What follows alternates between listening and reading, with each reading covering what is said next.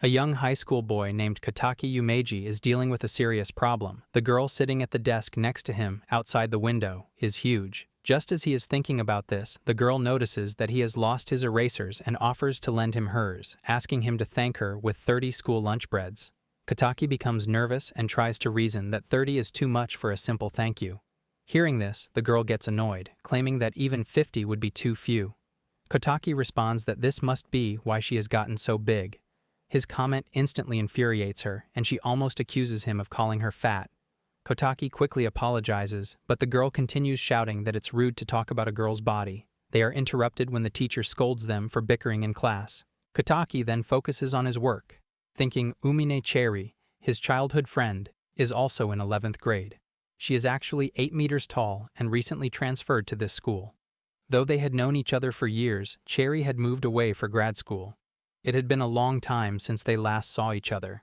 Upon returning, she excitedly hugs Kotaki, who struggles to believe that this gigantic girl is his childhood friend. As a child, Cherry had been of normal size, but now her sudden growth has made her the subject of intense media attention. Eventually, the hype dies down as people become accustomed to her appearance. She now lives a normal high school life with government aid, though covering her needs is challenging. To help, the school creates the role of her personal assistant. Cherry instantly selects Kotaki, given their history, and he reluctantly accepts. Currently, they are both sitting at their desks, while Cherry cheerfully comments on a huge eraser she received from the government, noting that it's difficult to use. Kotaki simply replies that she doesn't know how to handle it properly. His comment seems to annoy her again, as she complains that none of the items she received are cute. As she speaks forcefully, her phone slips from her hand, almost hitting the teacher walking past her massive desk. Kotaki scolds her, noting that she's still as careless as she was in childhood. Cherry continues complaining about how boring the gifts are and how no one listens to her requests. Kotaki points out that it might be difficult for others to deal with her unique situation. Suddenly, one of the buttons on her uniform pops open. She quickly fixes it, embarrassed, and mentions that uniforms are hard to adjust during a growth spurt. Kotaki, blushing, reminds her why he keeps asking her to be careful. Cherry doesn't seem embarrassed and casually says she won't lose anything even if someone sees her, even teasing Kotaki. He grows flustered and warns that incidents like these attract boys who aren't sincere. He suggests wearing longer skirts, but Cherry argues it would be rude. She reassures him that she's wearing spats. To her surprise, the boys nearby are happy and unaffected.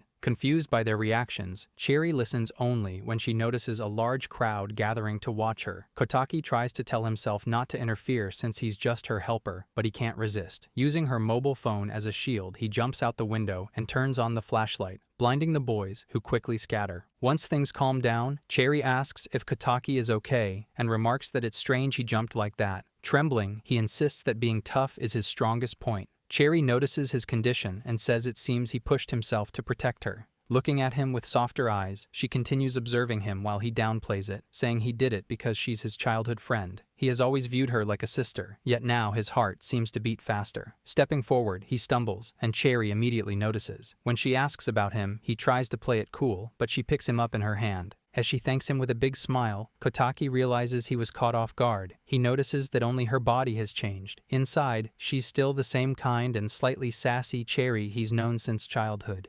Remembering their childhood, he blurts out that he will take care of her from now on. Shocked at his own words, he watches her blush at what sounds like a confession. She holds on to his promise and asks him to keep it. Excited, she accidentally lets go, nearly sending him crashing to the ground. Meanwhile, Kotaki wonders what his high school life will be like with his 8-meter-tall friend. Kotaki is sitting peacefully at his desk when Cherry suddenly puts her head through the classroom window and asks him to have lunch with her.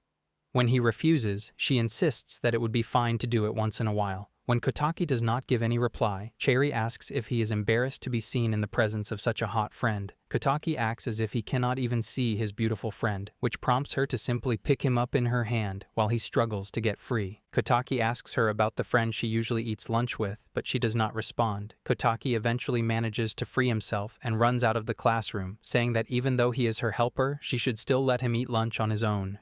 Cherry takes his escape as a challenge. Kotaki feels relieved, thinking that he has finally escaped and that everyone would tease him if he spent lunchtime with her. However, to his shock, she suddenly appears again at the window, using her huge body to her advantage. He is startled when he sees her landing on the ground and trying to grab him with her huge hand through the window. He quickly starts running away, while Cherry gets stuck in the window because of her body. Still, she is determined to catch him, finding the whole challenge easy since she used to be on the track team. As Kotaki runs through the corridors, she keeps appearing at different windows, frightening him again and again. When he cannot find any place to escape, he decides to run into the men's restroom, hoping that she will not peek in there. To his shock, it does not bother Chiri at all, as she pushes her hand inside, clearly determined to get him. At that moment, Kotaki notices the bruises on her hand, and it is enough to make him stop running away from her. Soon, they are sitting together on the rooftop as Cherry shares that she brought lunch for him. While receiving it, he complains that she should have told him everything from the start, to which she simply responds that she wanted to surprise him. He explains that it is a normal-sized bento, so it must have been really hard for her to make it, and Kotaki accepts her effort, knowing it must have taken a lot of work. He then opens the box and is surprised to see a beautifully decorated lunchbox with some strange writing on it. Seeing his confused expression, Chiri quickly replies that she tried to write his name, but some of the letters got stuck on the lid. She adds that he is always eating such poor lunches, so she decides that he must need something better to eat. Kotaki is surprised by how much concern she is showing for him, and finally picks up his chopsticks. After taking just one bite, he immediately praises how good the food tastes and starts eating more eagerly. Chiri becomes really excited after hearing his compliments. Just then, Kotaki notices that she also has a government-issued lunchbox for herself. He explains that it is a perfectly balanced meal adjusted for her by the sports department, and quickly understands that it must be because she runs out of ingredients due to how much she eats. Still, he offers his own lunch to her, saying that since she made it, it is only fair that she eats it herself. Excited, she moves to eat but remembers that her fingers are injured and that she cannot hold chopsticks. Kotaki immediately sees through her act and points out that she is right-handed. It does not bother Cherry at all, as she continues insisting that he should feed her instead. When he tries to protest, she starts mocking him for being embarrassed and reminds him that they used to do this all the time during their childhood. This only annoys Kotaki further, and he finally gives in, feeding her the lunch with his own hands. Cherry opens her mouth to take the bite, and Kotaki asks her opinion about the taste, but she cannot say anything because the portion is far too small for her to properly judge it.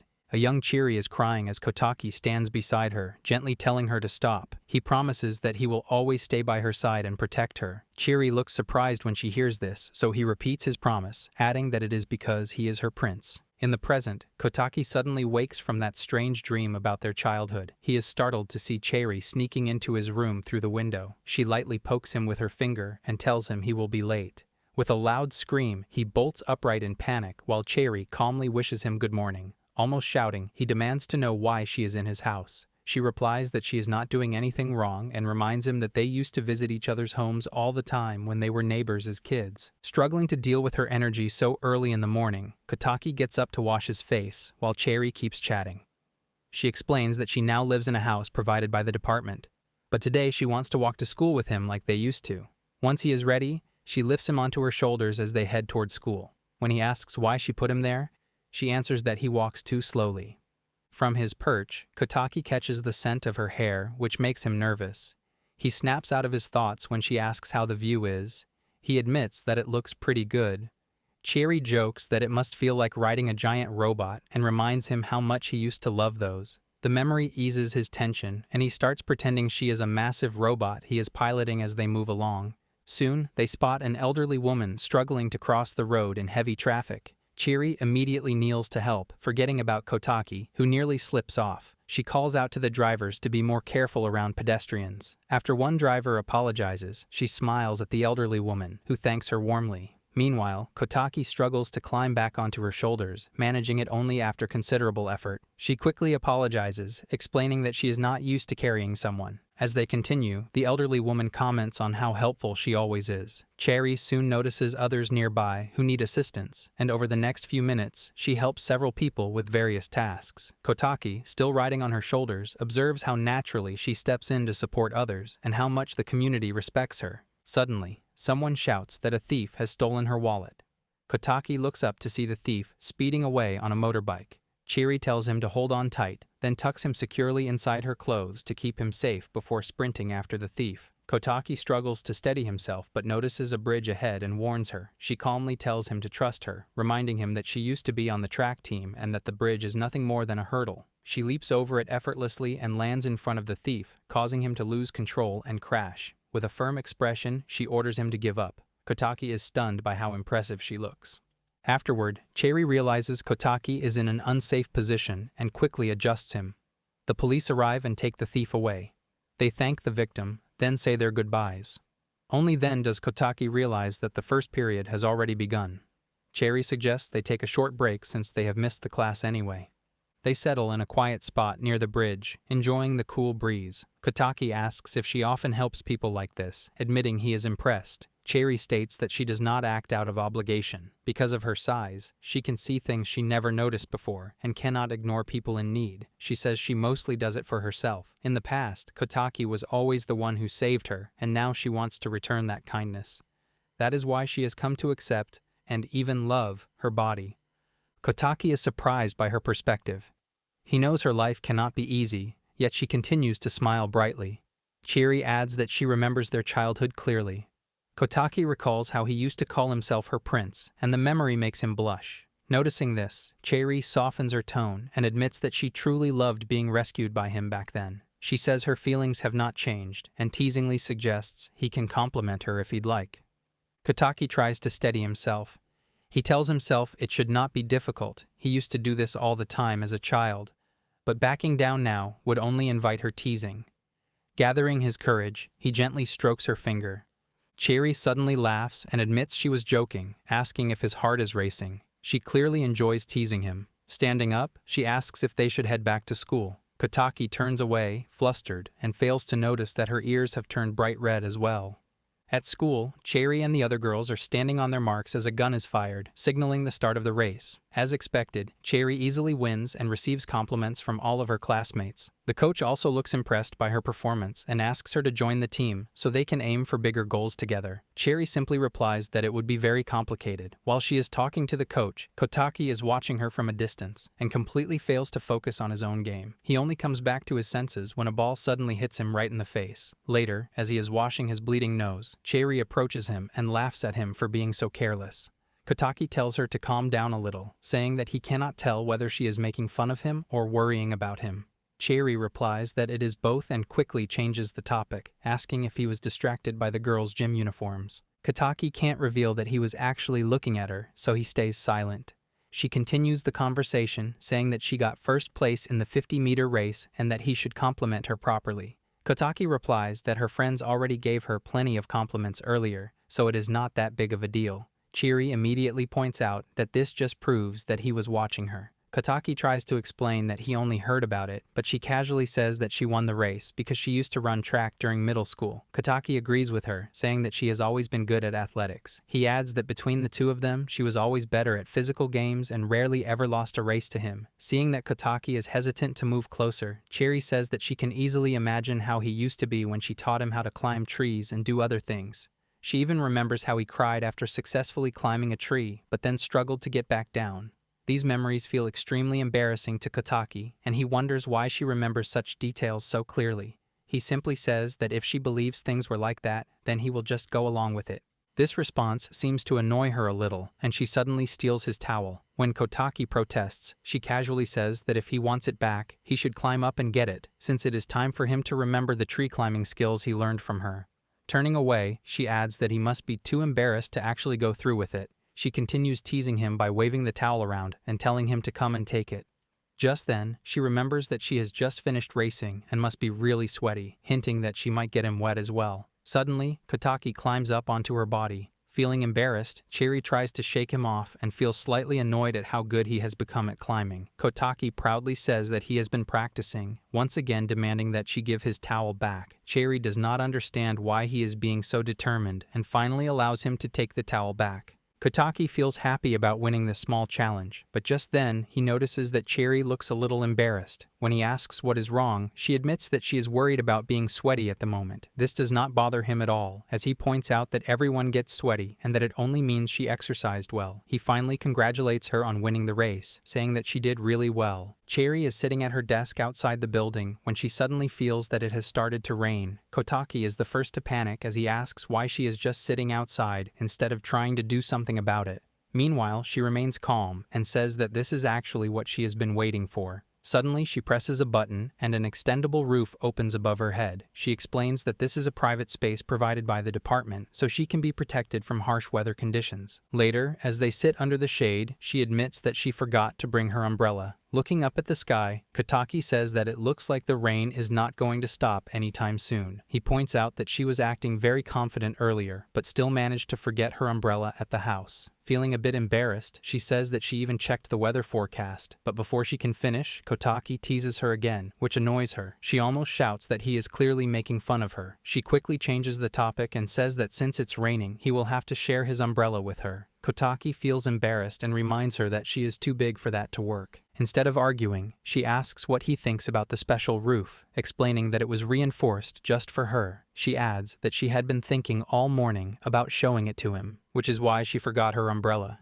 This explanation only makes him more annoyed. Seeing his reaction, she tells him that if he wants, he can just go home using his own umbrella. Kotaki replies that he was hired as her helper, so he cannot simply leave her behind. When she starts teasing him again for being so kind, Kotaki, clearly annoyed, says that he will just go. She then begins talking about how hiding from the rain like this reminds her of their grade school days. She asks if he remembers the nearby park where they were once playing when it suddenly started pouring. At that time, they hid inside the playground equipment and later ran home using discarded cardboard as an umbrella. Despite all that effort, they ended up completely muddy and got scolded by their parents. Remembering those moments, she says that it was their first time being so close together, and even though the mood was not romantic back then, it was still a lot of fun. Their conversation stops when she notices that the rain has slowed down a little. Suddenly, she takes off her hoodie and says that they should not miss this chance. She explains that they can use her cardigan as an umbrella and run home just like they did in the past. Kotaki agrees, once again sitting on her shoulders as she starts running while holding the cardigan over them. Even then, both of them get soaked, and just as they reach home, the rain stops and the sun comes out from behind the clouds. Seeing this, she comments that they should have waited a little longer for the rain to stop. She looks slightly embarrassed by her condition and says that even though she has become an alluring woman, she still forgot to bring an umbrella and ended up covered in mud. She admits that she lacks composure and still has a long way to go. Seeing her laugh at herself like that, Kotaki says that she looks alluring just the way she is right now. The unexpected compliment surprises her. Kotaki excitedly adds that running in the rain like that was really fun, almost like a roller coaster, and that she is the only person who can do something like this, which makes her very attractive. Instead of being happy, she gets flustered and calls him a foolish kid. She then tells him that she needs to change her uniform or she will get sick. Kotaki happily says that he barely got wet because of her. His happiness does not last long as she squeezes her cardigan and he gets soaked in seconds. She seems to enjoy his reaction and suggests that they should go to her house so they can both dry off properly. To dry off after getting soaked in the rain, Kotaki decides to go to Cherry's house. She welcomes him with a warm smile as he looks around in amazement. All the giant-sized items completely fascinate him. Cherry shares that the department prepared everything for her, from furniture to utensils, all made to suit her size. Even though the interior looks a bit plain, it still feels very comfortable. Outside this place, she always stands out from everyone else. But inside this house, she can finally relax and be herself. Kotaki understands what she means and comments that it feels like he has shrunk in size inside this room. He says that seeing everyday necessities at such a huge scale feels refreshing. Earlier, he imagined that she must have been given a warehouse or something because of her size, but he is relieved to see that the house is actually quite impressive. He smiles when he finally notices something that matches his own size, and Cherry explains that those are pictures from their middle school days. She brought them from her old home because they are important to her. Kotaki notices that one of the pictures has fallen over, but before he can pick it up, Cherry quickly stops him and insists that he should take a bath first. She takes him toward the washroom. He tries to protest, saying that he can just dry himself with a towel, but she insists that he should take a proper bath since his clothes are even wetter than hers. When she jokingly suggests that they could share a bath, Kotaki immediately refuses, flustered, and finally goes into the washroom. Cherry has prepared a bath for him inside a large bowl. As Kotaki starts taking off his shirt, he accidentally glances at her clothes and immediately gets scolded for being too immature. While soaking in the hot water, Kotaki thinks to herself that she is too careless, and even though it is her own home, she still needs to be more careful. After both of them finish bathing, Kotaki sits happily at the table and admits that he feels warm and relaxed. Cherry tells him that she washed and dried his clothes while he was bathing, and that it barely took any time because of her hairdryer. She even teases him by saying that she washed his underwear too, but he could not hear her earlier because of the loud dryer. When Kotaki looks up, he notices that her hair is still wet. After he points it out, she says that his clothes were her priority and that she will dry her hair later. Kotaki wraps a towel around her neck and scolds her for being careless, saying that she could catch a cold like that. He tells her that he is grateful that she takes such good care of him, but if she gets sick, he will be her helper at home as well. Suddenly, Cherry nervously points out how close he is to her. Kotaki is startled and quickly steps back, apologizing for his mistake. She quickly brushes it off and says that since he is already here as her helper, he should dry her hair. Kotaki accepts her request and starts drying her hair, but when he tries to ask her about the picture from earlier, she refuses to talk about it. Sitting on her school desk, Cherry happily shows her new glasses to Kotaki, asking what he thinks. Kotaki honestly tells her that she looks good wearing them. Smiling, she explains that she asked the department to make the glasses for her. Curious, he asks if her eyesight is bad. She replies that her eyes are fine, she just wanted the glasses to show them off. She then says that she wanted to feel more serious about studying. After her sudden growth in size, everything had been chaotic for a while. Now that things have finally calmed down, she thinks it is time to focus on school again. Since she is not very good at studying, she asks Kotaki to help her. Seeing how serious she is, Kotaki tells himself that he also needs to take this seriously. However, his determination disappears only a few seconds later when he notices that Cherry has fallen asleep on her desk. He feels foolish for believing she would stay focused. He also sees that the barrier of textbooks she set up to hide herself while studying is completely useless. Annoyed, he suddenly shouts at her to wake up and reminds her about the serious mood she wanted to create. Cherry slowly wakes up, rubbing her eyes, and explains that she stayed up late reading manga. Right after that, the professor scolds Kotaki for shouting in class. Cherry starts laughing, which makes him even more irritated. Then the teacher asks Kotaki to explain the question he just mentioned. She becomes worried, thinking he might get in trouble because of her. But to her surprise, Kotaki confidently explains the answer in detail. After he finishes, the professor praises him, saying that it shows he can stay focused on his studies even in a noisy situation. Hearing that, Cherry leans a little closer to him and whispers that he was really cool. Kotaki reacts with visible surprise, almost jumping out of his chair, while Cherry quickly clarifies that she was only trying to whisper. The professor scolds them again for creating chaos and asks Cherry to read from her notebook. She quickly agrees and stands up to read. Kotaki tries to tell her that she does not need to stand up because it only cuts half of her body from view while standing. She even chats with the students sitting on the second floor while reading. Once she finishes, the teacher announces that they will now move on to the exercise book. Hearing this, Kotaki starts searching through her bag and panic. While panicking, she admits that she forgot the book. This does not surprise Kotaki at all. She then asks him to let her see his book. Kotaki shows it to her quickly, though he doubts she will be able to read anything from it. In response, she suddenly takes out a magnifying glass, excitedly explaining that it is specially made by the department so she can even see the tiniest things. Kotaki comments that the department really goes all out. He lets her look at the book as she leans closer to him. The proximity makes him extremely nervous, especially because of her hair, as he can clearly smell its fragrance. Because of this, he finds it very hard to focus on the book. He only snaps out of his thoughts when he smells something burning. When he looks down, he realizes that the notebook is burning because of the magnifying glass. He quickly throws it away, commenting that it seems like she cannot use it on a sunny day.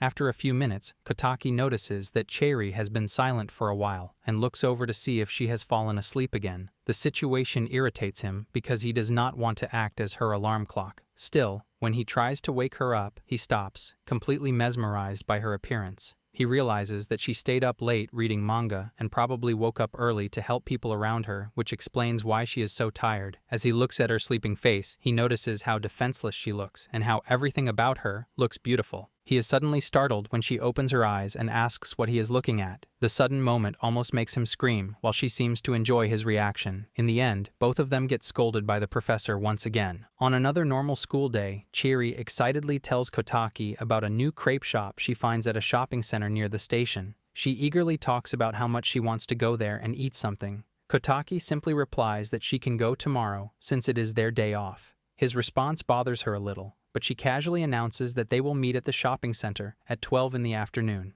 Kotaki is surprised to learn that he is included in these plans as well, but he cannot get out of it.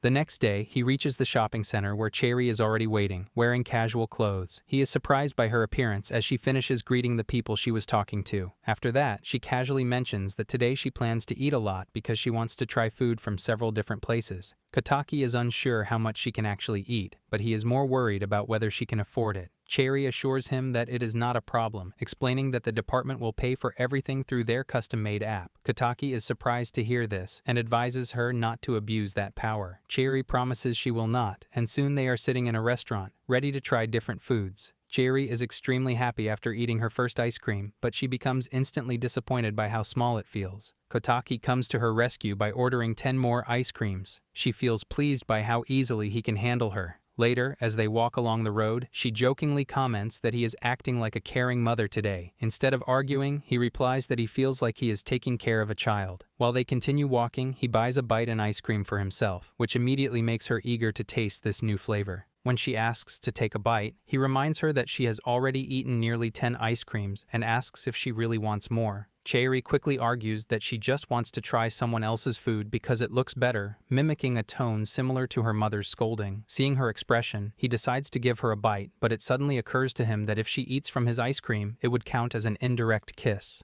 Despite this thought, he goes through with it and raises the ice cream toward her mouth. To his shock, she eats the entire thing in one bite. When he complains, she explains that it was so small she could not help herself, though she admits it tasted really good.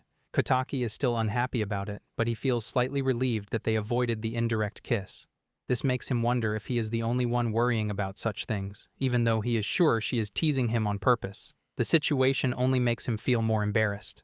After that, they continue trying food from several other places. Later, he is sitting down on a bench in a park with his stomach extremely full. He is still amazed by how much Cherry has eaten, yet it looks like she is still not fully satisfied. Seeing this also makes him wish that he had more muscles on his body. He comes out of his thoughts when Cherry suddenly presses a cold drink against his neck, startling him. She laughs at his reaction, clearly enjoying the situation. After that, she sits beside him and sincerely thanks him for accompanying her today. She seems happy that he gets to try many things that normally would not be possible for him. He replies that he does not deserve such treatment just for being her helper. She pauses to think about what he said, then suddenly asks for his drink, promising she will take only one sip this time. He hands it to her, worried that sharing it will count as an indirect kiss and that she plans to tease him. At first he thinks she just wants another portion like before. However, he soon realizes that teasing him might be her real goal. Deciding to stop overthinking, he takes a sip from the can himself, purposely drinking from the same spot she used earlier. The moment he does, she grins and points out that it counts as an indirect kiss after all. At the rooftop, Cherry sits with her friends Hina and Tsukinon and asks what kind of casual clothes boys like. Hina says it depends on the person, and they teasingly ask if she wants to impress someone. Nervous, she replies that she just wants to order new clothes from the department. She then mentions that she recently went to eat crepes with Kotaki, but since she did not have many outfit choices, she wore whatever was available and now feels it looked strange. Tsukinon jokes that she is bragging about going out with him, and Hina complains that Cherry did not invite them. Embarrassed, Cherry quickly says that she and Kotaki are only childhood friends and that it is not what they think. Hina decides not to push her further and instead stands up to give real advice. She tells Cherry that her body is already perfect for dating and that she will look good in anything she wears. Hina seems quite envious of her figure. She then gets serious and asks Cherry if she wants to know what kind of clothes Kotaki likes. Even though she feels nervous, she admits that this is actually true, but she also says that she does not know much about these things because she has never gone out with a guy before. Hina assures her that it is not a big deal and says that they will put her good body to use. She suggests wearing something bold that will make her look even more beautiful. Tsukino disagrees, saying that since they are still underage, she should keep things pure. Hina quickly dismisses her, saying that Kotaki looks like he is internally a fool, so Cherry should go for something unique. Eventually, they conclude that since they are still students, it will be impossible to afford such clothes, and that trying to match a guy's taste perfectly will never work. After listening to all their advice, Cherry says that she does not think it is that big of a deal. She adds that she knows Kotaki the best, and that she only needs to act cuter, which will surely attract him. Cherry is unhappy with how they keep teasing her and turns away, muttering to herself about how annoying they are. She is unaware that, at that moment, Kotaki arrives. She does not notice him, while Hina and Tsukinon quickly signal him to step inside. During this time, Cherry convinces herself that she will talk to Kotaki directly. Feeling determined, she turns around and is startled to see him standing there, with no sign of her friends. She feels annoyed at how they deceived her. but she focuses on her goal and gathers the courage to ask Kotaki what kind of clothes he likes girls to wear. The question surprises him a little, but he replies that people should wear clothes that suit them best. When she does not seem satisfied with the answer, he adds that the clothes she wore when they went to eat crepes looked perfect on her. Even though he does not know much about girls' clothing, he says that he would like to see her wear those again. Hearing this makes her pleased, while Hina and Tsukino leave for good, satisfied that their friend is doing well. On the school rooftop, Cherry is exercising her body, using Kotaki as a weight. He quickly gets off her, saying that sitting on her stomach like that feels too embarrassing. Seeing her complain physically that she cannot do strength training without any weight, he feels annoyed and wonders why she suddenly decided to start exercising. Cherry says that she wants to start dieting because she hasn't been exercising much lately, and her appetite has been pretty big. Hence, she feels like her clothes are starting to fit a little tighter than before. He quickly turns away as she keeps asking him to look at her, saying how thick her legs are getting. He does not understand why she does not feel embarrassed, but he manages to calm himself. Turning back, he says that she looks perfect and healthy in his opinion. Cherry asks if he is complimenting her, but without waiting for an answer, she continues, saying that she wants to be slim and that he must have an ideal body he wants to achieve too. Hearing that, Kotaki admits that he wants to gain more muscle and become more manly. Even though Cherry does not think it fits his personality, she still assures him that it is good to have a goal in mind. Suddenly, her stomach growls loudly, which makes her feel extremely embarrassed. Sitting upright, she admits that she skipped lunch today. Kotaki is not happy to hear this and says that she has to eat proper meals because her body already works hard as it is. Cherry gets annoyed at how he compares her body to a car, even though she understands his concern. Kotaki tries to explain that he is just worried about her, but she ignores him, saying that he does not understand a girl's feelings. Seeing that she looks upset, Kotaki says that in that case, she would not want to eat what he brought. He picks up a carton and says that it is a new kind of melon pan available at the school, adding that the store lady gets them specially for Cherry. Turning away, he says that he is sure she would like it, but since she does not want it, he will leave. Kotaki is sure that she will not be able to control herself, and soon she grabs him in her hand, carefully putting him on the ground. Taking the melon pan, she starts teasing him. Kotaki tries to escape, but with his small body he cannot, and all his efforts are useless. She continues teasing him, saying that he should have gained more strength if he wanted to escape from her. Since he always goes around talking about people trying their best, she says she cannot resist teasing him like this. She suddenly opens her mouth and says that it is time for her to eat. Finally, he admits that he was wrong, and she bursts into laughter, enjoying how scared he looks. He asks if her acting is great, and still feeling a bit startled, Kotaki replies that it is fine. After she stops teasing him, she finally eats the melon pan, and her hunger is satisfied. Kotaki is still unhappy that she skips meals, and seeing his worried face, she promises that she will be more careful from now on. Kotaki continues advising her that it is not good to diet if it causes trouble for others. Just as he is talking, her stomach growls again, and he stands up, saying that they will go buy something else to eat. Just sitting at her desk, Cherry is worried after seeing her test results and feels sure that if this continues, she will fail another test. Quickly, she turns toward Kotaki and asks for help, and he agrees that they can have a study session tomorrow. The next day, they both go to the gym and are excited to see that the entire place is empty. Kotaki explains that they cannot use the school building since it is under construction, but it is good that the basketball and volleyball clubs are out at their games. Suddenly, Cherry starts warming up, saying that she can easily fool around here and instantly begins running. Kotaki is unhappy seeing this and quickly tells her to be more careful. Even though the department has reinforced the place for her, Cherry ignores him and instead does a cartwheel, asking if he can do that. Kotaki quickly turns away, saying that it is not a big deal, but right now, she is exposed. Cherry finally stops moving around and lies down on the ground. Kotaki opens his book and says that they will start preparing for the test and that she can ask him questions if she does not understand anything. Cherry is not focused on studying at all and keeps talking about how nice it feels to lie down somewhere other than her house. Sitting in front of her, Kotaki patiently explains that he understands she wants to fool around, but he goes to the gym specifically because she would get easily distracted at her house.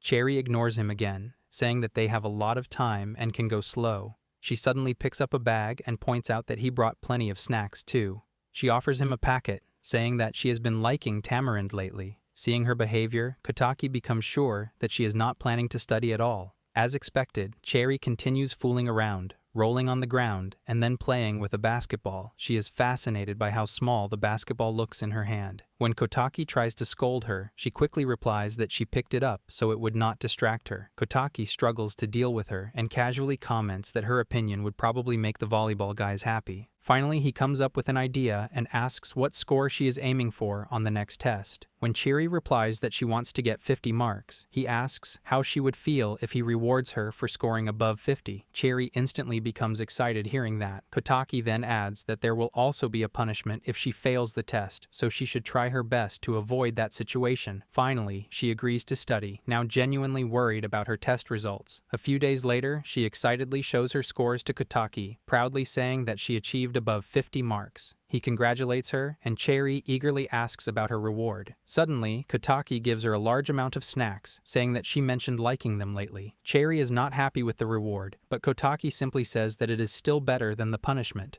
Hearing that, Cherry asks what the punishment would have been. Kotaki replies that it would have been a strict study camp at her place, where he would have taught her everything seriously. Hearing this, she instantly regrets getting good marks, thinking that the punishment sounds better than the reward. Lying on her bed, Cherry is reading a manga where the main leads are sharing a pair of headphones. Seeing this scene, she suddenly gets a new idea. The next day at school, she already has a plan on how she can tease Kotaki. Her plan is to approach him using earphones. After class, she casually asks him if he likes listening to music. Kotaki replies that, just like everyone else, he also likes it. Hearing this, Cherry quickly shows him her phone and says that there is a good song she has been listening to recently. She then hands him one of her earphones and tells him to listen to it as well. At that moment, she suddenly realizes how big her things are. Kotaki comments that her earphones are also quite large. This makes her feel even more embarrassed, but Kotaki shows her that he can still hear the music properly through the earphones. Cherry is not happy with how this situation turned out because this is not how she wanted things to go. Meanwhile, Kotaki is fully immersed in the song and comments that he has also heard it recently. Cherry, on the other hand, is focused on how long the wire of her headphones is and realizes that she might need to ask the department for custom-made earphones. Wanting to come up with a backup plan, she suddenly gets another idea. She asks Kotaki if he has earphones, saying that she wants to listen to the kind of music he likes. Kotaki agrees to share his music with her, but warns her that his earphones are tiny. Cherry replies that she does not mind, and internally, she feels happy that her plan is still working. Kotaki then shares one of his earbuds with her and plays a song on his phone. Once again, the situation does not turn out the way Cherry wants, and she ends up blaming modern technology for it. However, she quickly forgets her frustration when she recognizes the song playing.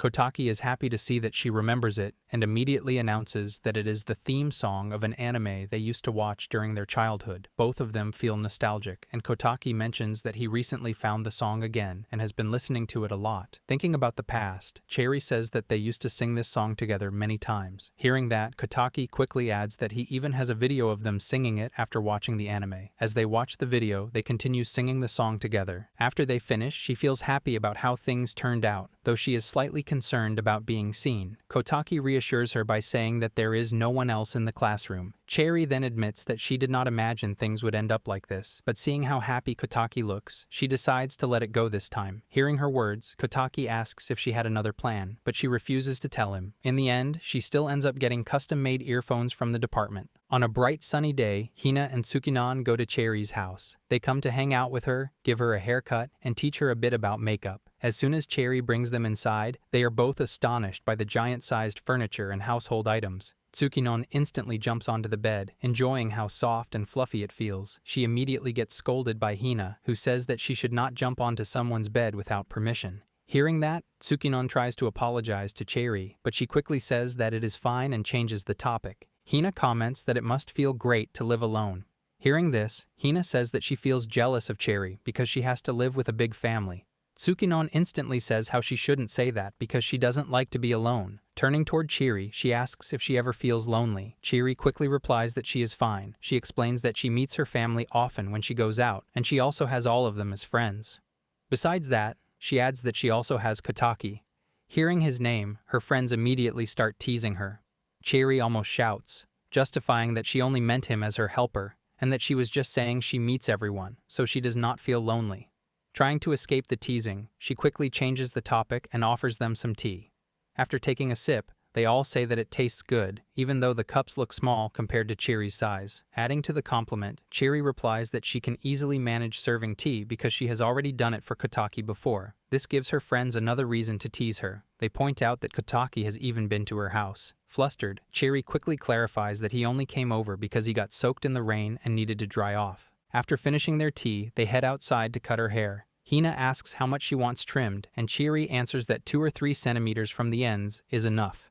Hina smiles and thinks that would look cute, but after checking more carefully, she notes that such a small trim would barely make a difference. Realizing that, Chiri changes her mind and suggests cutting about 50 centimeters instead. Tsukinon, holding the mirror, remarks that it will take a lot of work. Hina worries that doing it alone might turn out uneven, but Tsukinon reassures her, mentioning that her sister is a hairstylist, so she has plenty of practice with different styles. Chiri laughs and says she wishes she could have seen those experiments. While Hina focuses on cutting, Tsukinon asks Chiri to stay still and begins applying makeup. As she studies her face, Tsukinon admires Chiri's smooth skin and long eyelashes, admitting she feels a little jealous. Hina jokes that those are impossible standards and adds that Chiri should appreciate her great figure. After a few minutes, Hina finishes and invites Chiri to look at the result. Everyone agrees that she looks cute and pretty, so they take a photo together. When Hina checks the picture, she declares that Chiri looks the cutest of all. She happily grabs the phone, looks at the photo, and promises to send it to them. Suddenly, Hina realizes she forgot to trim Chiri's bangs and quickly reaches for the scissors. At the same time, she wonders if she should send the picture to Kotaki too. Embarrassed, she nearly blurts out that having his number makes it awkward. Hina snaps at her to stay still, but it is too late. Her hand slips, and she cuts the bangs unevenly. Chiri cries out in shock, and Hina hurriedly insists she can fix it by trimming a bit more. The next day at school, Chiri pins up her bangs neatly. She feels very self-conscious, but Kotaki immediately notices her haircut and compliments her. She pauses in surprise, then relaxes. She admits that it turned out a little different from planned and quickly shows him the photo, adding that her friends helped with the trim. Kotaki finds himself in sudden trouble as Chiri gets stuck in a window and asks him to help her out. Just a few hours earlier, they had finished a normal school day when Chiri suddenly said she wanted to go inside the classroom. Kotaki is surprised by this sudden request, and she explains she has no particular reason for it. She further adds that even though her size makes it harder to move around, she is still a high school girl and still carries the wishes of a teenage girl, which is why she wants to see the classroom from the inside, as it holds a special appeal for her. She adds that this is because she likes shoujo manga and loves the smell of the classroom after their discussion. They decide to fulfill her wish once the school becomes empty after classes end. Kotaki leads her toward a less crowded hallway as she carefully crawls forward because of her size. While crawling behind him, she wonders why he is wearing his jersey, to which Kotaki replies that he cleaned the way. While chatting, she continues moving forward, following Kotaki's lead. As she peeks into another classroom, she says that she feels like she is doing something wrong, but at the same time, it feels really enjoyable. Kotaki assures her that she is still a student, so it is not a big deal, but they just need to be careful. Just as he says this, a classroom nameplate falls down, but he quickly reassures her that he will fix it soon. After that, they reach the stairs. Kotaki asks her to be extra careful since they are very narrow. She says that it is not a big deal because she is flexible, but she still ends up hurting her back. When they finally reach the classroom, she stares at everything with wonder and excitedly jumps forward, completely forgetting about her size. Because of this, she only manages to get halfway inside the classroom. As she gets stuck halfway through the doorway, she worriedly looks toward Kotaki, who says that it is understandable since she has a really big body. Chiri takes this as an insult, but Kotaki clarifies that he did not mean it that way. She seems really disappointed about getting stuck in the classroom doorway and suddenly says that Kotaki should help her out. He is instantly weirded out by the request, but when Chiri says that she is also really embarrassed and that this is the only way for her to get inside, he eventually agrees to do it. He helps push her through as she urges him to try a bit harder. After some effort, she finally manages to get fully inside the classroom and smiles widely as her wish is finally fulfilled. While resting on the floor, she comments on how the classroom looks really pretty. Even though she could already smell it from the window, being inside makes the feeling completely different for her. Kotaki is simply happy that she likes it, and Chiri thanks him for cleaning earlier, saying that she did not get dirty because of it. Still, she becomes curious about why he went through all this trouble for her. Kotaki casually replies that it is because of love, then further adds that it is his love for the scent of classrooms. She feels momentarily happy at the mention of love, but she quickly comes out of her thoughts when he continues by saying that the classroom looks really beautiful during the setting sun. As she is about to reply, she suddenly notices that he is not moving. When she looks at him more carefully, she realizes that he has fallen asleep while leaning against her. After some time passes, they end up facing the same problem again when he tries to move her out of the classroom. Kotaki is loading garbage into the truck when he suddenly hears some rustling from the bushes. A heavy voice asks him if he is cleaning, which instantly scares him. Suddenly, Chieri jumps out of the bushes, excited that she managed to frighten him. Kotaki calmly responds that he had already guessed her presence. She excitedly shows him her broom, saying that she is also cleaning around the area. Even though the teacher only asked to clean around her desk, she still decided to help outside too. Just then, the janitor comes over, and Chieri tells him that she has finished sweeping. The janitor informs Kotaki that she is also working on his behalf. Kotaki feels proud of his friend, knowing that she always likes to help other people. Chieri then tells the janitor that she will take care of everything here, and he leaves, trusting her to complete the task. After he leaves, Kotaki asks if he should gather the leaves and branches scattered on the ground. Chieri looks surprised by the offer and wonders about the classroom work. Kotaki casually replies that there are other people handling the classroom, so everything will be fine. Chieri teasingly comments that he is acting like a bad boy, but when he pretends that he will go back, she quickly says that she was only joking. While Kotaki is cleaning up broken branches, his hand accidentally gets scratched.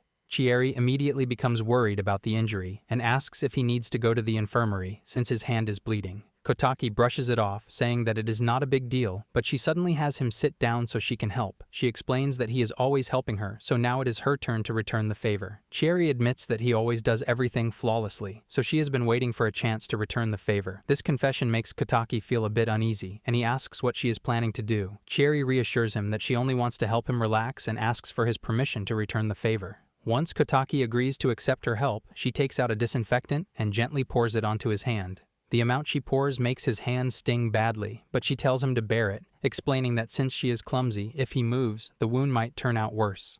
After applying the disinfectant, she carefully bandages his hand, which makes Kotaki feel extremely embarrassed. Chieri tells him to relax, saying that it is only first aid, though she also seems to be blushing while treating his hand. She then comments that his hands are smaller than hers, while the bandage she puts on him ends up being too big. Suddenly she is startled when she hears her friends calling her name. Almost immediately, Hina and Tsukinon appear nearby. Chieri quickly hides Kotaki to keep him out of sight as he goes completely silent, not wanting to be discovered by her friends. Hina keeps looking around for Chieri. As Hina and Tsukinon continue searching for her, they eventually meet the janitor, who mentions that Chieri has already left. After finishing their conversation, the two of them leave the area. The janitor gives Chieri a thumbs up as they go, while Kotaki has no idea what is actually happening. While sitting in the class, Hina suddenly comments that Professor Sudo is really cool. Chieri excitedly wonders if he is the type of person she tends to crush on. Hina replies that the professor simply has an adult composure, which is why a lot of girls like him. Tsukinon quickly remarks that she should not talk like that, pointing out that she was chasing another man just last month. Hina tells him to stay quiet and then turns to Kotaki, wanting to know if he agrees. He looks confused at first, so Hina clarifies that she wants to know whether he also finds Sensei impressive. Kotaki admits that the professor is very well built for a history teacher and says that he is the type of man he aims to become one day. Hina feels happy to get confirmation just as Sudo-sensei walks into the classroom and tells her to calm down. He then turns to Chieri and mentions that he needs a favor. Soon, all of them gather outside, where she easily lifts a car out of a ditch and places it back onto the road. Sudo praises her work and explains that another teacher tried to avoid a cat while driving and ended up crashing her car into the ditch. The female professor also thanks Chieri, and Sudo tells her to take his card and contact a mechanic. Once the students leave and the teachers also head off, Sudo treats them to a drink while apologizing, saying that he feels bad asking a student for such a favor. Chieri responds that it is fine, mentioning that he is always helping his class anyway. As Sudo opens his drink, Kotaki looks at his arms with admiration and comments that he seems like someone who could easily push a vehicle. Sudo politely admits that he lifts weights, but before he can finish, Kotaki excitedly requests to see his muscles, saying that he admires them. Accepting the request, Sudo flexes his arms as Kotaki, Hina, and Tsukinon stare in amazement. Sensei adds that he is very confident in his arm wrestling skills, but Chieri watches with a slightly somber expression. When the students mention trying it themselves, Pseudo agrees. While they are talking, Hina encourages Chieri to feel the muscles as well, but instead of following along, she suddenly shows her own arm to everyone. She tells Kataki that her arm is bigger and thicker, suggesting he should try hers instead. Hina seems the most excited and moves forward eagerly along with Tsukinon, noticing how smooth her arm feels. Hina even starts testing her strength further, examining her arm more closely and commenting on how much she likes how it feels. As this continues, Pseudo quietly suggests to Kataki that they should leave the area. Just as Kataki starts leaving with their muscle-loving professor, Chieri notices it. She quickly pulls her friends aside and suddenly challenges Sensei to an arm wrestling match, which he accepts. Even after several rounds, he keeps losing to Chieri, but he refuses to admit defeat and keeps asking for another match. Chieri handles the situation easily, not showing her true emotions, and continues to agree to more rounds until he is finally satisfied. Hina and Tsukinon realize that their friend is deliberately showing off in front of the professor, but they choose not to say anything. Because of this behavior, Chieri ends up appearing like a troublesome student in Pseudo's eyes. A flashy sports car stops in front of Chieri's house as a woman wearing heels steps out. She quietly murmurs to herself that she hopes her little sister is doing well inside the house. Inside, Chieri is sleeping peacefully when the woman begins looking around, checking how much her sister has grown. Chieri slowly opens her eyes and realizes that the woman is standing on her to wake her up, saying that it is already 9 o'clock and that it is time for her to get up. The woman is revealed to be Ringo, Chieri's older sister. Seeing her there, Chieri quickly sits up in shock, surprised by the sudden visit. Ringo casually explains that she is here to check up on her and that she entered the house using the spare key. To her, Chieri will always be a little kid, no matter how much she has grown. Since their parents are also worried, Ringo decided to visit in person. Hearing this, Chieri says that they could have just called instead. Ringo replies that it would defeat the purpose, explaining that from now on, there will be surprise checks to make sure everything is going well. Chieri is shocked by this announcement, while Ringo adds that she would have been very happy if Chieri had agreed to live together with her. Chieri quickly reminds her that she chose to live alone because she did not want to become a burden. Ringo simply responds that she has been feeling very lonely ever since Chieri left.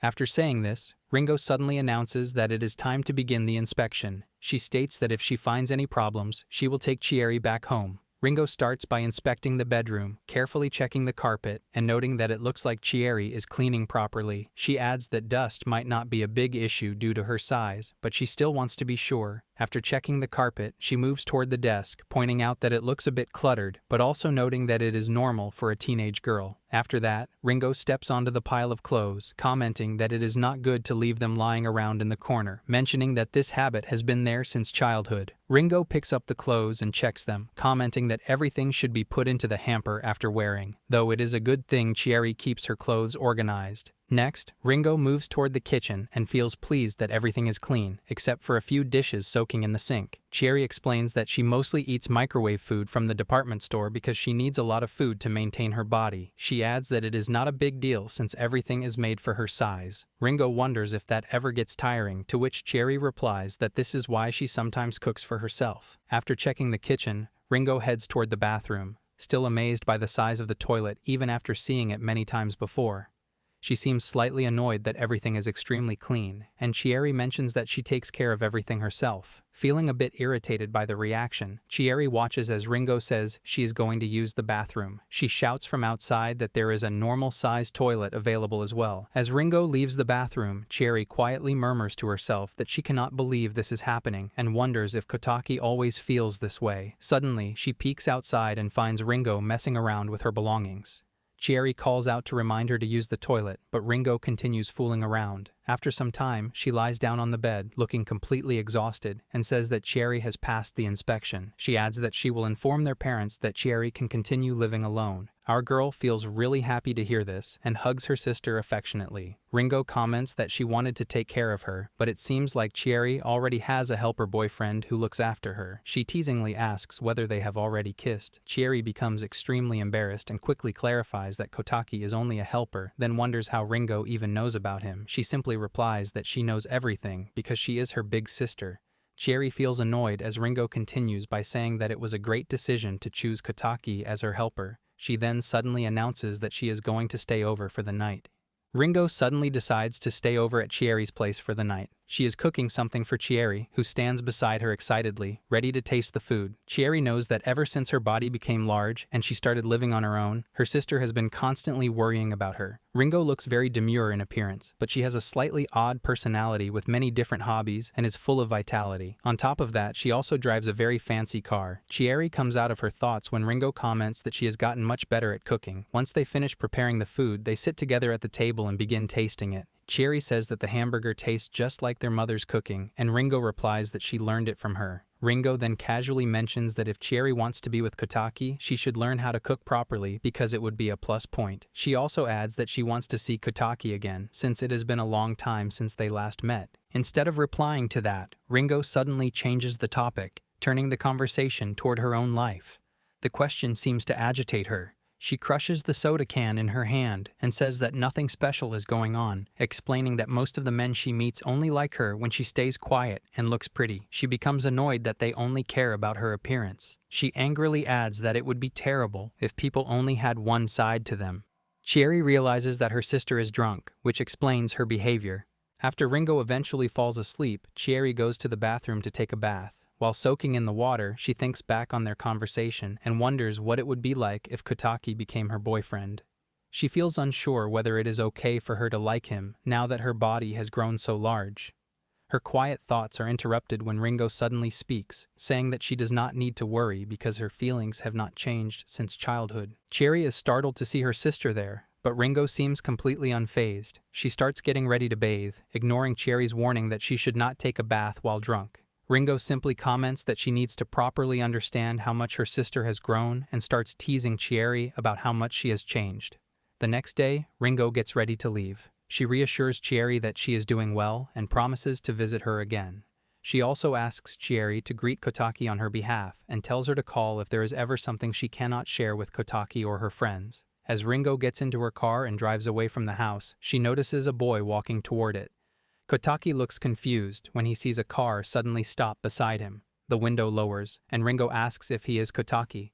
When he introduces himself, he is surprised to see her there. Coming out of the car, Ringo asks what he is doing there. He replies that he was just walking by and thought about returning something he borrowed from Chieri. Ringo points out that he should not be entering their place without prior notice, but he quickly explains that he has already contacted Chieri about it. Ringo then steps closer to him and thanks him for being a helper to her sister.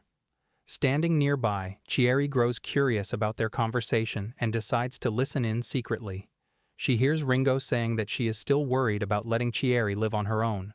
Ringo adds that Chieri's situation is very different now since her body has grown so much, but she also feels that Chieri seems to be enjoying this new appearance. Ringo is certain that her sister enjoys this life because Kotaki is always by her side. Hearing this, Kotaki replies that, regardless of her huge body, she is still the same person she has always been, so there is nothing to worry about, especially since he is always there with her. Hearing his words, Ringo happily hugs him, commenting on how sweet he is. Seeing them standing so close together, Chieri comes out of her hiding place and asks what they are doing. As Kotaki hurriedly tries to explain himself, Ringo simply comments that she wishes she could have someone like him in her own life. On a hot summer day, Chieri is sitting at her desk outside the classroom, sweating heavily as she complains about the air conditioner not working. When Kotaki does not respond, she calls out to him again, asking if he is even listening to her. Later, while they are walking back home, she once again complains about how hot it is. Kotaki simply replies that it means summer has arrived. Chieri comments that the weather was gorgeous just the other day, so it feels strange that it has suddenly become so hot already. Listening to her complaints, Kotaki remarks that people usually say there are 4 seasons, but it seems like spring and autumn do not really exist anymore. Chieri suddenly recalls that Kotaki is bad at handling summer. He explains that he always says that, but when the weather actually gets this hot, his body struggles to keep moving. He adds that Chieri has always been good at dealing with the heat. She excitedly replies that she loves summer because her body is used to heat, and during this season it feels easier for her to move around. She says that many events are usually held in summer, such as festivals or trips to the beach. As she continues speaking excitedly, she suddenly realizes that Kotaki will be with her this summer, even though he struggles with the heat. she happily says that she will enjoy having a helper this year, mentioning that he can take her somewhere fun. Kotaki only hums in response, not reacting much to her excitement. This lack of reaction annoys Chieri, especially since the heat seems to have completely exhausted him. Just then, something suddenly slips out and hits Kotaki on the head. Confused, he looks at it and asks what it is. Chieri explains that it is a cold compress, since her body gets really hot. She says that she places them on different parts of her body to cool down. Chieri feels embarrassed by the situation, while Kotaki realizes that having such a huge body comes with many difficulties. Chieri casually adds that she worries if the weather gets even hotter, she might overheat. Kotaki instantly becomes worried and quickly suggests that they should find a way to cool her down. Chieri bursts into laughter and clarifies that she was only joking. She then tells him to look around, saying that summer is not only about the heat. They look at the bright sky together, as Chieri points toward a massive column of clouds, commenting that it is so big that even she cannot reach it. Kotaki agrees with her and then asks what kinds of things really make her feel that it is summer. She wonders whether it is the huge clouds, the heated trees, the scorching air, or simply the feeling of summer itself. Kotaki becomes embarrassed by her words, while Chieri feels pleased with herself for coming up with that line. Later, when Kotaki is at home, he receives a message from Chieri saying that she has finally found a good way to cool off, which is going to the pool. Kotaki feels uncertain about whether going to the pool with her is actually a good idea. The next day, Kotaki, Chieri, and her friends head toward the school pool while preparing their equipment. Chieri wants to cool off her body, which easily accumulates heat. Because of this, they decide to clean the pool so that they can make proper use of it. Hina is already struggling with the heat as Kotaki thanks both of them for coming. Hina simply replies that this is what friends are for. He mentions that when they asked Sudo about using the pool, he said that they could use it outside of class hours, only if they managed to clean it first. Instead of focusing on cleaning, Hina decides to mess around with Chieri, running after her and teasing her by splashing water onto her overheated body. As they run playfully around the pool, Kotaki watches them with slight annoyance. He had assumed that with Chieri's huge body and their numbers, the cleaning would be finished quickly, but he realizes that he was wrong. Tsukinon tells him to relax, saying that it is not causing any problems, and that since Chieri is having fun, everything is fine. Kotaki understands that she is right. Cooling off in the pool is not a big deal for Chieri, but it seems that what she really wants is to play around like a normal person. He realizes that as long as she is enjoying herself, everything is fine. When Tsukinon keeps staring at him, she wonders if something is wrong. She then comments that perhaps his body feels so hot because he is always by Chieri's side. Kotaki does not understand what she means, but he does not ask further. Meanwhile, Hina wonders if Chieri has ever thought about using a public pool to cool off. Chieri explains that it would be really embarrassing for her because she would stand out too much. Hina agrees, saying that Chieri's body would attract a lot of unwanted attention. She adds that Chieri is pretty and well known around town, so many people would try to approach her because of her looks, and any boy who does not stare at her would be strange. Suddenly, Tsukinon pushes Kotaki forward and says that Chieri does not need to worry because Kotaki will protect her, so no unwanted person will bother her. Nervously, Chieri asks Kotaki if he will protect her. He becomes extremely embarrassed and cannot find the words to respond. Hina and Tsukinon suddenly start crowding around him, saying that he still needs to improve his body so he can properly fulfill that role. They comment on his physique, his sharp face, and his large build, but admit that they still cannot say his appearance feels reassuring. Seeing them crowd around Kotaki like that really irritates Chieri. She suddenly sprays them with water and casually says that her hand slipped. Hina and Tsukinon do not let it go and immediately start spraying Chieri back. Laughing, she complains that the water is cold and that her makeup is getting ruined, but they ignore her. Standing to the side, Kotaki tries to remind them that they are there to clean the pool, but instead, they turn toward him and spray him with water as well. He freezes as he looks at them, feeling flustered. Hina and Tsukinon waste no time in deeming him a pervert, conveniently forgetting that they were the ones who drenched themselves. Later, he sits by the edge of the pool, thinking deeply about something. Chieri suddenly leans closer to him and comments that it is really adorable how self-conscious he is. Kotaki replies that it is not like that, but he adds that if anything truly bothers her, he will always be by her side. Chieri simply agrees with him. After that, they continue playing around, and it takes them a long time to finally finish cleaning the pool. At the school pool, all the girls swim around freely. When Hina and Tsukinon arrive, Hina comments on how everyone looks nice in their swimwear, while Tsukinon tries to thank her. She naively responds that she is not talking about Tsukinon. Hina then complains that the school pool always makes their hair stiff. Everyone also keeps talking about how embarrassing it is being seen like this. She insists that everyone skipped class for only one reason, just as Chieri steps there. Hina comments that this is exactly why everyone is here. Later, Cherry sits at her desk and excitedly comments on how much fun it is. She already knows that the water is too shallow for her, but spending time with everyone like that feels really nice. Kotaki feels happy that she enjoys herself and mentions that the boys are playing basketball. Cherry says that it feels a bit disappointing because the agreement is that if they clean the pool, they can use it outside of classes, yet the girls get to swim first. Kotaki responds that nothing can be done since the weather is not suitable to carry out the plan properly. Hearing this, Cherry excitedly asks if they can go to the pool on Saturday. Kotaki refuses and teasingly says that they cleaned the pool for her sake, so the purpose is already fulfilled. She complains that they cleaned it together and even offers to invite Hina and Tsukinon, but he still refuses, telling her to enjoy her time with friends. Suddenly, Hina appears wearing swimming goggles and puts them on. Kotaki's expression shows how reserved he feels. Hina wonders whether he does not want to look at everyone in swimsuits and explains how they really enjoy swimming with Cherry because her big movements turn the pool water into large waves.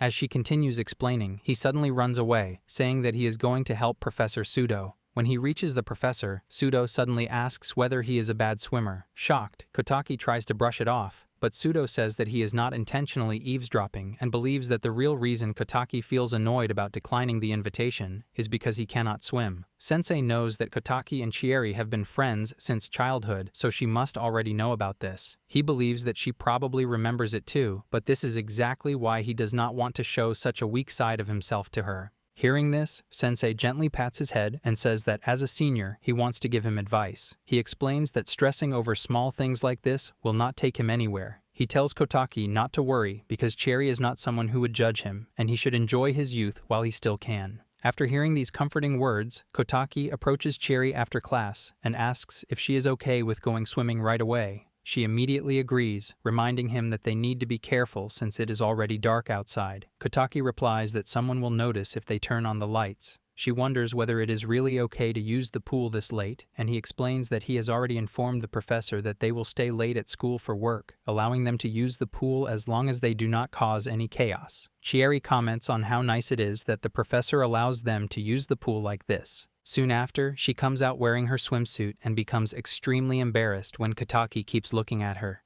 She tells him not to stare and playfully suggests that they should go swimming. When she calls him Mr. Can't Swim, Kotaki feels disappointed that she actually remembers this about him. After Sensei's encouraging words, Kotaki decides to go to the pool with Chieri. Right now, they are at the school pool. Chieri excitedly says that she will teach him how to swim. Kotaki admits that he does not want to come to the pool because he is worried that she will tease him like this. She looks surprised, saying that she never expects this to be the reason behind Kotaki avoiding the pool. When he asks why else he would refuse, Chieri mentions that she originally thought he was too embarrassed to see her in a swimsuit, which is why he refuses. Kotaki shouts back that he is the one getting embarrassed after she says something like that. He does not admit that another reason is that he does not want others to see how unathletic he is. He is about to jump into the pool when Chieri stops him and reminds him that he needs to stretch first. She even decides to help guide his stretches so he can stretch his back properly. Sitting behind him, Chieri also starts stretching and points out how stiff he is, while she is much more flexible than him. The situation makes Kotaki extremely nervous, so he tells himself to focus on counting prime numbers to calm himself. Once they finish stretching, he carefully steps into the pool, commenting on how everything feels pitch black at this time of night. She also steps into the pool and quickly sits down since the water is too shallow for her. Even so, she still looks like she is enjoying herself. Seeing her like this, Kotaki recalls how they used to swim in an inflatable pool every summer when they were little. As he remembers the past, she suddenly asks what she should teach him first. Kotaki admits that he does not hate the water, but feels like he cannot move his legs properly. Hearing this, Cherry says that they will start with flutter kicks using a kickboard. All of this makes Kotaki feel very embarrassed, but Cherry continues to guide him, pointing out that he is using too much force while kicking. She explains that swimming is not about going hard, but instead about doing swift, short kicks. As she demonstrates by moving through the pool, she tells him to watch her movements but ends up splashing water directly onto his face. Getting worried about him, she wonders if he is okay and tells him that he does not need to focus on breathing exercises just yet. This makes Kotaki even more anxious when she asks whether he needs to use the bathroom. Seeing how concerned she is, he thinks about how hard she is trying to teach him, while he is not responding well at all. This gives him new determination, and he asks her to teach him one more time. This time, Chieri gently guides him around the pool, telling him that he can swim well. They soon start playing around, splashing water at each other and slowly learning more about swimming together. Later, she floats on her back in the pool as they both stare up at the beautiful stars. Kotaki politely thanks her for helping him, saying that although it is only a beginning, he feels like he has taken a step forward because of her. Chieri smiles and says that she plans to teach him how to swim from the very beginning. Hearing this, Kotaki realizes how well she understands him. As he stares at her face, he suddenly suggests that they should go to the beach next time so she can also enjoy swimming properly. She agrees but tells him that he needs to learn some basic swimming skills first, since it would look really bad if he ends up crawling at the beach. Watching them through a window, Sensei quietly admires how they are still able to enjoy their youth like this. Somewhere in town, a few girls stare at another huge girl, noticing that there is someone else with such a body. The giant girl looks around, notices their reaction, and confirms to herself that she will find Chieri in this town. At school, the students are surprised when they see 3 helicopters suddenly arriving near the school grounds. Chieri instantly notices the department logo printed on the helicopters. Just then, Professor Sudo tells everyone to stay seated, explaining that this is a sudden decision, but their class is going to have a mixer. He further adds that this is a joint project with the Giant Girls Sports Department, which supports Chieri's livelihood and school. The department is holding this give-and-take event so that students with huge bodies can lead an even more fulfilling student life. Today, a student from another school is arriving. Just as he says this, a huge box crashes to the ground, and another giant girl is standing there. Chieri is very surprised to see someone else with such a massive body. Everyone else is equally shocked, and Kotaki immediately asks Sudo about the new student. The professor explains that this student is also 8 meters tall, just like Chieri. As they are talking, the newcomer steps toward Chieri and comments on her appearance. From the side, the other students whisper to each other, noting that this is like the world's biggest kabedam and that this new girl is impressive with a feisty attitude. Kotaki worries that this interaction might cause trouble, while Sudo asks the new student to introduce herself. The girl says she is Nero, an 11th grade student, and that she grew this large even before Chieri. She excitedly admits that she already knew about Nero from the department, but never imagined they would meet like this. This seems to annoy Nero, who snaps that Chieri should have been more curious and recognize who helped make her current life easier. She claims that many of the tools and arrangements at school and home were set up through her work with the department, refining everything to run smoothly. Chieri is surprised, realizing now why things were prepared so efficiently. Leaning closer, Nero points out that the peaceful school life she enjoys is thanks to her efforts, and that the mixer is just an excuse to make her point. She describes the difficulties she faced early on, constantly drawing stairs while adjusting, and growing frustrated that Chieri's early life had been simpler. Remembering all this, Nero urges her to be more thankful. To her shock, Chieri calmly thanks her sincerely for all her efforts. This reaction is unexpected for Nero, as Chieri does not appear even a little upset by being scolded by a stranger. Turning around, Nero insists that Chieri should not take her name casually, and that she will never believe her good girl act. Standing to the side, the professors worry that the girls might start fighting. Taking quick action, Hina and Tsukinon suddenly push Kotaki forward, telling him to help keep the situation under control. He is annoyed at being pushed like this, but he still steps forward, standing straight and asking everyone to calm down. Nero looks at him sharply and tells him to stay out of this, but he simply accepts it, noting that most people would be shorter than her. Chieri quickly shares that Kotaki is her childhood friend and a helper. Nero then challenges Chieri, declaring that they will have a contest to see who is more capable. After suddenly appearing at their school, Nero immediately challenges Chieri. She is not happy that Nero wants to involve Kotaki, saying that he has nothing to do with this. Nero insists that Chieri would not have accepted her challenge if Kotaki were not involved. Hearing this, she finally agrees to have a contest with her. Nero is thrilled and tries to explain what the contest will be, but she realizes that she has no clear plan. She then declares that she is fine with anything, confident that she will win. One of the professors looks worried and asks if they should stop this, but Sudo calmly responds that stopping it would cause trouble if someone got injured or if the school was damaged. He suggests letting it happen instead. Taking a step forward, he asks all the students what contest they want and says that he will choose from their suggestions. Soon, both girls are standing on the ground as the students draw a circle around them. After the voting, they decide on sumo wrestling. Hina suspects that one of the boys influenced this suggestion. Meanwhile, Nero is determined to win the match to show everyone that she deserves all the attention. Chieri is simply relieved that it is not an academic match or anything like that. Even though she is confident that she would win an eating contest or similar games easily, she is happy with the choice. The students give them the signal to start, and both girls quickly move toward each other. The impact of their collision is so strong that all the students feel the waves of force as they push against one another. While Nero tries to bait Cherry, taunting that this is all she can do with her huge body, the students cheer for both of them. One student suddenly notices that Kotaki is still nearby. Hina is concerned about his position, while some of the boys seem envious that he is watching the match closely. Just then, Kotaki slips slightly. Before he can fall, Nero steps forward. Cherry seems a bit annoyed that Kotaki is more focused on Nero, but he is in no position to explain himself. This only puts her further on edge. Looking around, she sees her friends cheering for her. Nero admits that Cherry is really good at this and seems quite athletic, but she is confident that she will win.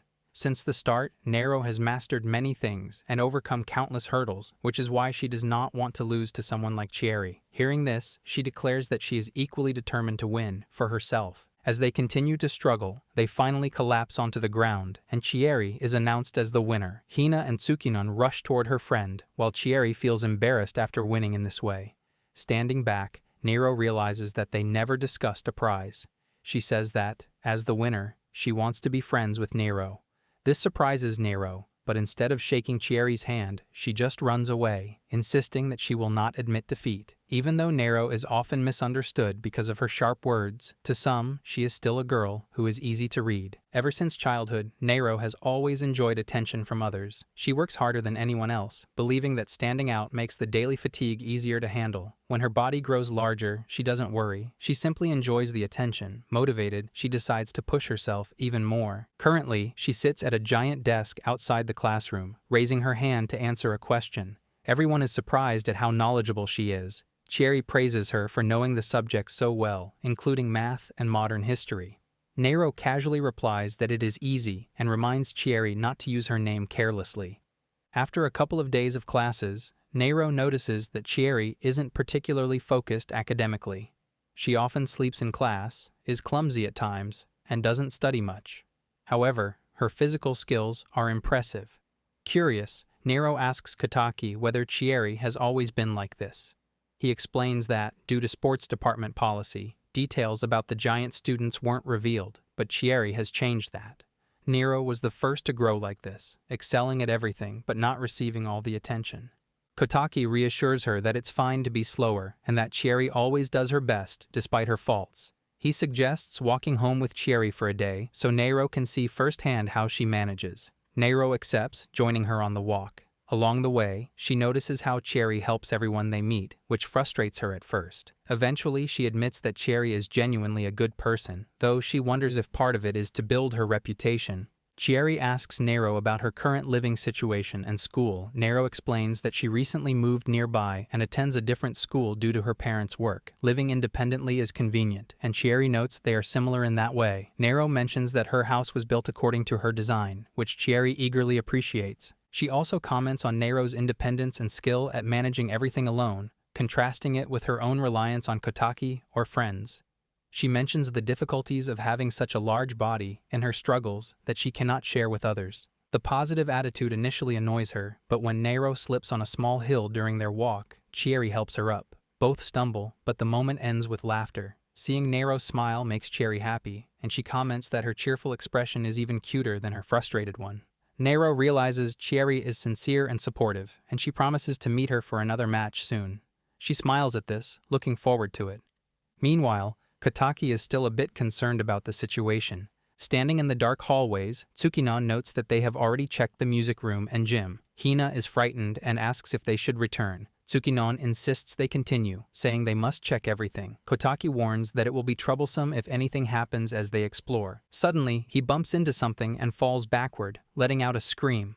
Tsukinon reacts, wondering if it's a ghost.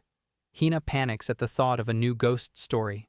Cherry calmly points out that the hallways are narrow and reassures them it isn't scary. Earlier, they had been reading about horror stories in class. Hina insists she isn't afraid, while Tsukinon teases her. The group decides to proceed, with Cherry using her size to give her vote more weight. In the science room, Hina panics when she thinks she sees a moving anatomy model. Kotaki and Chieri help calm her. Next, they check the stairway mirror, which is rumored to show visions of death at a specific time. Chieri surprises everyone by appearing in the mirror, causing screams. She explains that she was following Tsukinon's suggestion and had been focused on the task rather than being scared. The next day, they enter the conference room, rumored to house a monster that mesmerizes girls. They see steam rising from someone exercising, Professor Sudo. Everyone is relieved, realizing the rumor was false. Hina wants to leave, but Tsukinon insists they check one last rumor about mysterious laughter by the pool. Chieri and Kotaki recognize it refers to them, and Chieri reassures everyone there is nothing to worry about. Chieri is at her desk, happily humming, when Kotaki calls her name. They have decided to stay after classes to prepare for the final exam. Kotaki is performing very well academically, while she prefers to nap. Her friends encourage her to study with Kotaki, giving her an opportunity to get closer to him. She decides to playfully distract him, but Kotaki quickly corrects her, reminding her to focus on the work. Surprised by his composure, she tries to suggest a break. Kotaki agrees, and she offers some large cookies she baked as a thank you. He hesitates but eventually takes one after she encourages him. Chieri jokingly comments that feeding him makes her feel like he is her pet, and he quickly clarifies that he understands she means it playfully. Later, he becomes more serious, enforcing a strict study session. He tells Chieri she cannot go home until all problems are solved. After concentrating, she completes her work and narrowly avoids a failing grade. Chieri wakes up with the sound of an alarm, and as she looks at the time, she instantly jumps out of bed, shouting that she is late. Taking quick actions, she changes into her uniform and almost runs out of the house when she is suddenly greeted by Ringo. Her sister asks where she is going, since summer break is starting from today. They go back inside the house as Chieri asks Ringo if there is something special today. Ringo seems a bit annoyed as she says how Chieri is the one who said she will go to the summer festival in town with Kotaki and asks what she is even planning on wearing. Chieri replies that she will wear some normal clothes and mentions how her friends Hina and Tsukinon are also going. Ringo is not happy with the answer, saying that this is the only good time to wear a yukata and that she has to do it too. Chieri knows this information, but she is reluctant to contact the department about it. Ringo replies that she does not have to worry about such things because she has already left a message for the department and they are sure to take care of the problem. Right now, Chieri just has to choose the color and pattern of her choice. Ringo even starts thinking about what type of yukata she herself should wear. Seeing her excitement, Chieri comments on how Ringo seems to be enjoying this more than her. Ringo replies that it is just fun and that she is also supporting Chieri being in a yukata with Kotaki. While talking to Chieri, Ringo continues scrolling through her phone, coming up with a good design for the yukata. Seeing her sister like this, Chieri realizes how Ringo is always this energetic. After putting down her phone, Ringo says that if Chieri is wearing a yukata, only her feet will be visible, so she needs pedicure. Chieri agrees to do it, but asks Ringo to help because she is too clumsy. Ringo finds a really cute color and suddenly gets a good idea. Soon, Kotaki comes to the house as Ringo grabs his arm, saying that the helper is here. She turns toward Kotaki, apologizing for calling him so suddenly and asking if she disturbed him.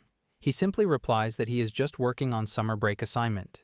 Hearing that, Ringo praises him for acting like such a good boy. Chieri is annoyed by her sister and apologizes to Kotaki, but he says that he is fine just standing there. Ringo says that since the helper is here, she will just leave and they can handle this on their own. Once they are alone, Chieri tries to say that he does not have to do this, but Kotaki simply replies that since he is here, he will take care of it, though she does need to teach him how to do it.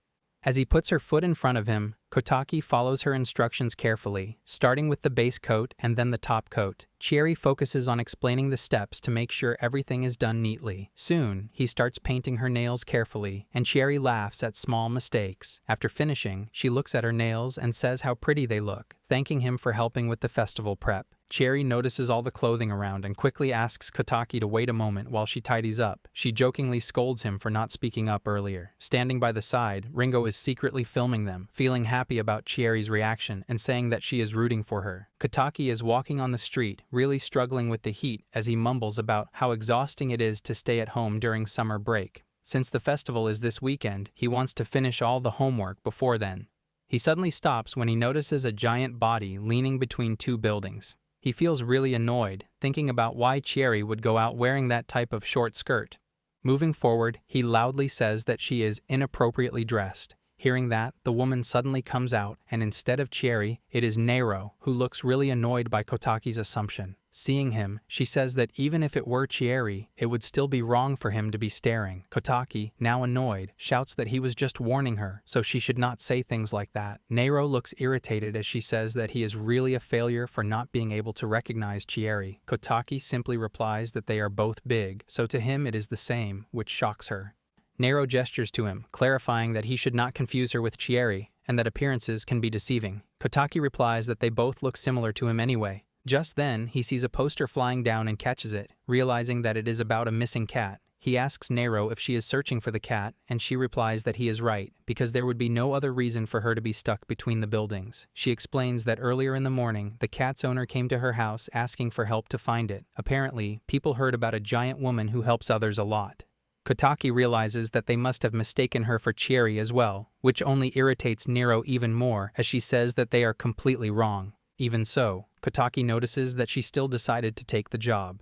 Nero is about to say something else about the cat, but instead changes the topic, saying that she cannot lose to Chieri and has to show everyone who the true great giant girl is. She then asks Kotaki to show her around the town, saying that although she can do it herself, she does not know the area well since she just moved here. Hearing this, Kotaki realizes that she has actually gotten lost. Nero seems pleased by his reaction and skillfully twists the situation, saying that if he does not help her, she will tell Chieri that he was being inattentive. Kotaki gets annoyed, realizing it is manipulation, but still agrees to walk her around the town. Soon they start searching everywhere, hoping to find the lost cat, while Nero asks him about Chieri. Kotaki replies that Chieri is doing fine but was really struggling during the final exams. Nero bluntly says that Chieri is an idiot, but Kotaki disagrees with her. When she asks what his problem is, he replies that it seems like she cares after all, and adds that he is happy she is friends with Chieri. Nero does not like his answer and picks him up in her hand, telling him not to jump to conclusions like that. After running around for quite some time, they both end up sitting on the ground, completely exhausted, having found nothing despite searching the town. Kotaki suggests that since it is already dusk, they should continue tomorrow, but Nero refuses to give up. As he turns toward her, he suddenly notices something and points toward a building where the cat is standing on top. Nero's loud shout startles the cat, causing it to jump and begin falling toward the ground. Kotaki panics as the cat is about to hit the ground and starts running, hoping to catch it in time.